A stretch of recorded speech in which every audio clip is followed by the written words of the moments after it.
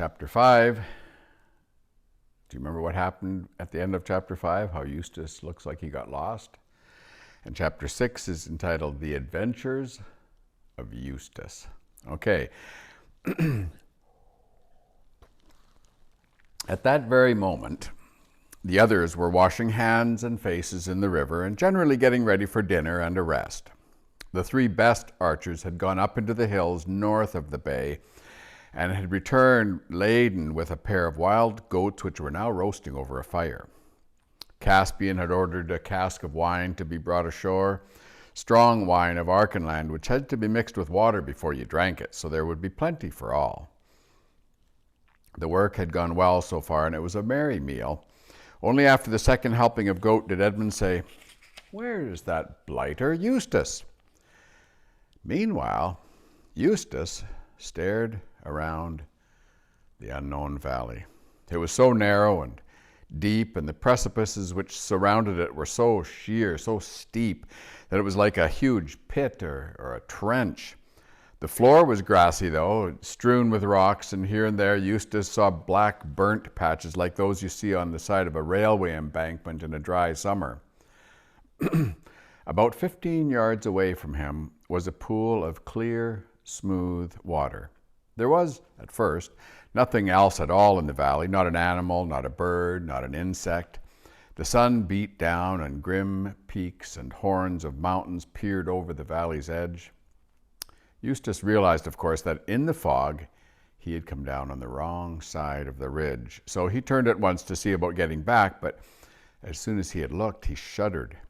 Apparently he had, by amazing luck, found the only possible way down, a long green spit of land, horribly steep and narrow, with steep precipices on either side.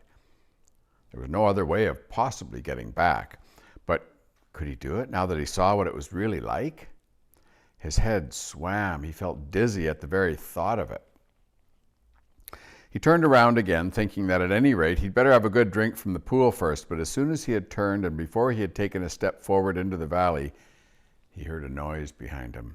It was only a small noise, but it sounded like, in that immense silence, it sounded loud. And it froze him dead still where he stood for a second. Then he slewed his head around and looked. At the bottom of the cliff, a little bit on his left-hand side, was a low, dark hole. The entrance to a cave, perhaps it looked like, and out of this 2 thin wisps of smoke were coming. And the loose stones just beneath the dark hollow were moving. That was the noise he had heard, just as if something were crawling in the dark behind them. Something was crawling. Worse still, something was coming out. Edmund or Lucy or you would have recognized it at once, but Eustace had read none of the right kinds of books. The thing that came out of the cave was something he had never even imagined. A long, lead-colored snout, dull red eyes, no feathers or fur, a long, lithe body that trailed on the ground, legs whose elbows went up higher than its back, like a spider's, maybe, cruel claws, bats' wings they looked like, that made a rasping noise on the stones, and yards of tail. And the 2 lines of smoke that he saw were coming out of his nostrils. He never said the word dragon to himself, nor would it have made things any better if he had. But perhaps if he had known something about dragons, he would have been a little surprised at this dragon's behavior. It didn't sit up and clap its wings, nor did it shoot out a stream of flame from its mouth. The smoke from its nostrils was like the smoke of a fire that will not last much longer. Nor did it seem to have even noticed Eustace.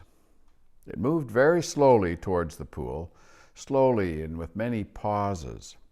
Even in his fear, Eustace felt that it was an old, sad creature. He wondered if he dared make a dash for the climb that he had wanted to go up, but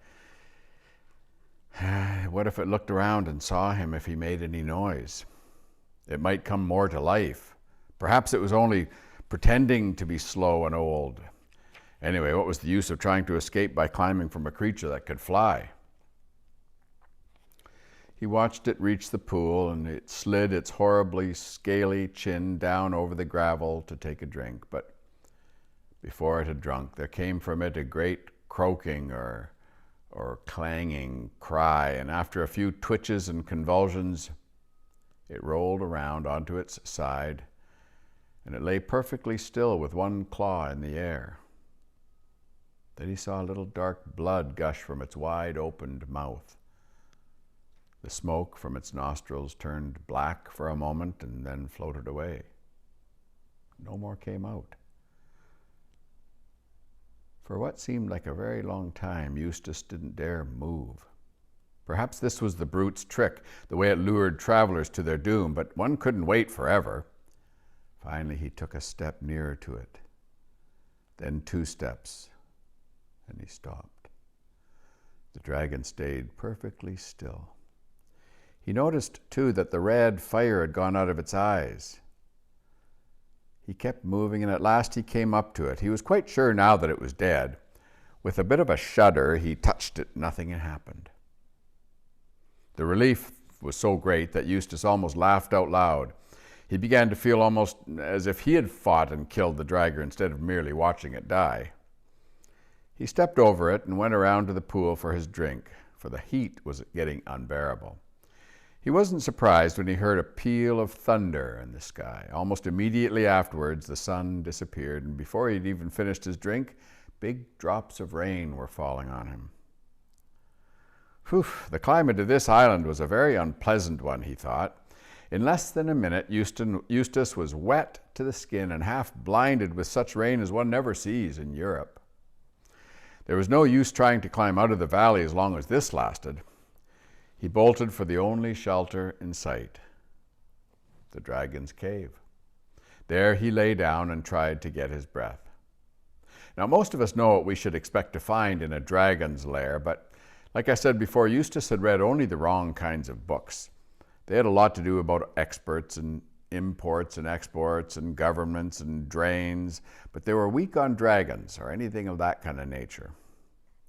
That's why he was so puzzled at the surface on which he was lying. Parts of it were too prickly to be stones and too hard to be thorns, and there seemed to be a great many round, flat things, and it all clinked when he moved.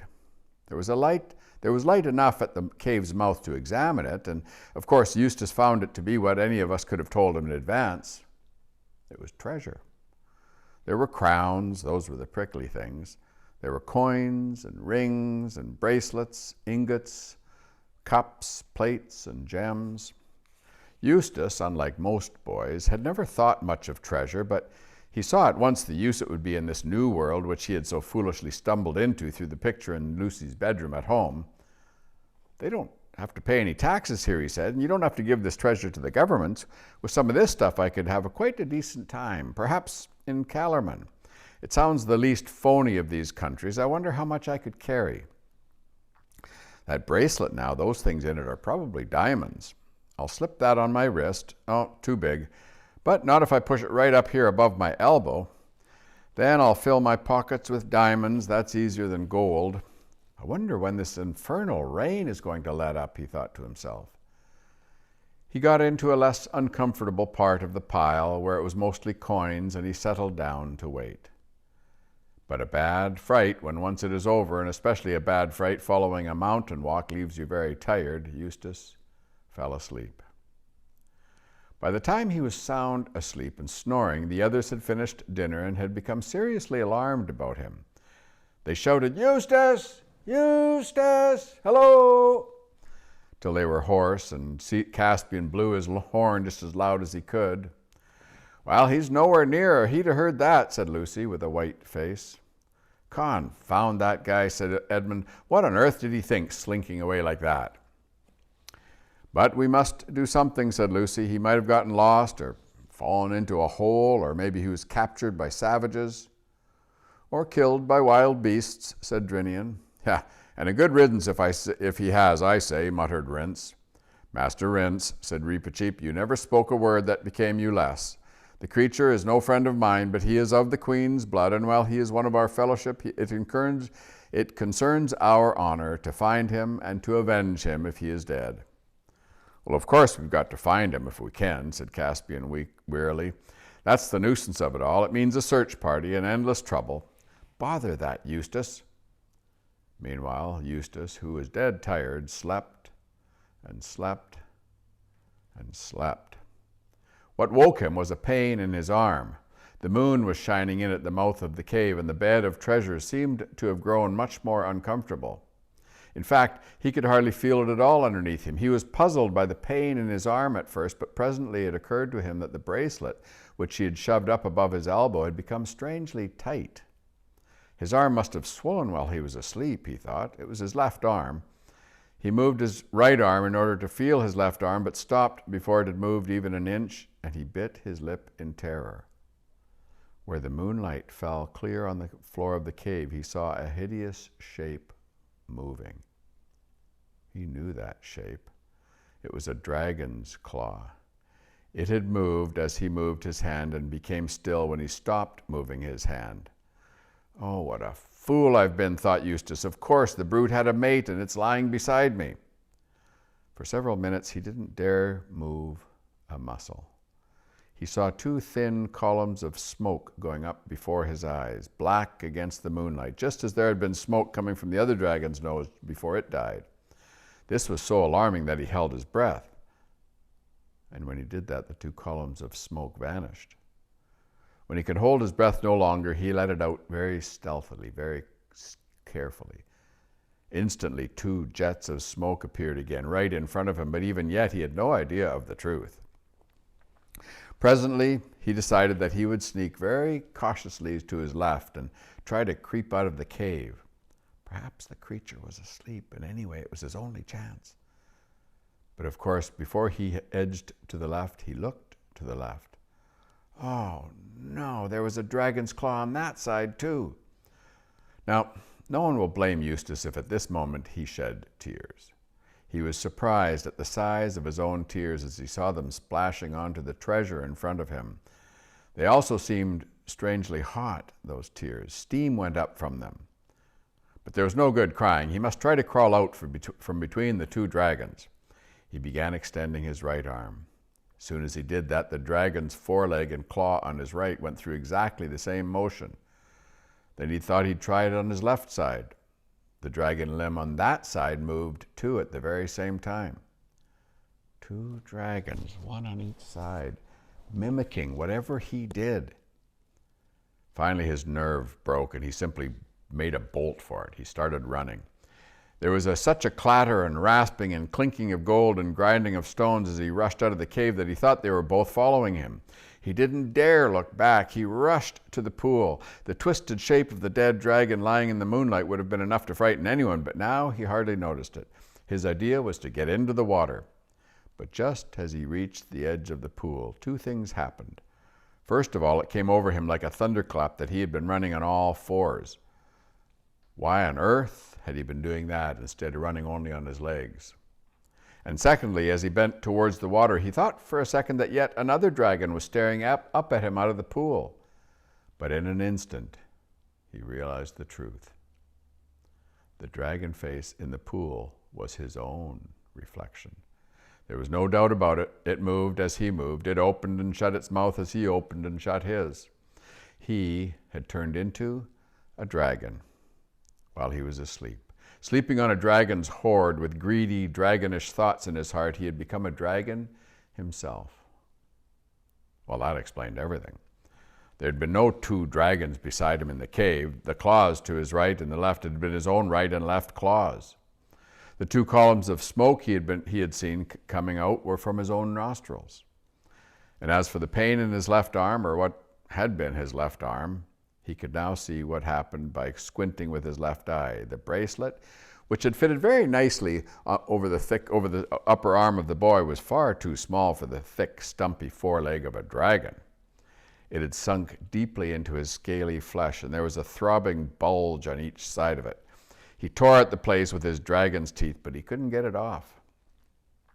In spite of the pain, his first feeling was one of relief. Well, there was nothing to be afraid of anymore. He was a terror himself now, and nothing in the world but a knight, and not even all of those, would dare attack him. He could get even with Caspian and Edmund now. But the moment he thought this, he realized that he didn't want to. He wanted to be friends with them. He wanted to get back among humans and talk and laugh and share things. He realized that he was a monster cut off from the whole human race. An appalling loneliness came over him.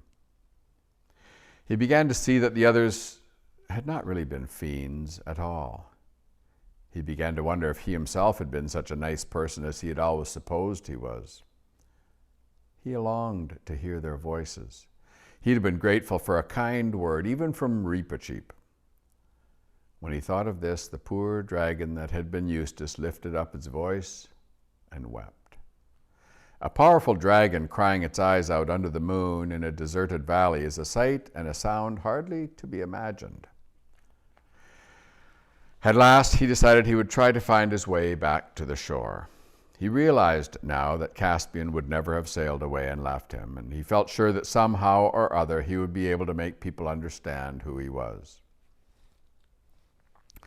He took a long drink and then, I know this sounds shocking, but it isn't if you think it over, and then he ate nearly all of the dead dragon.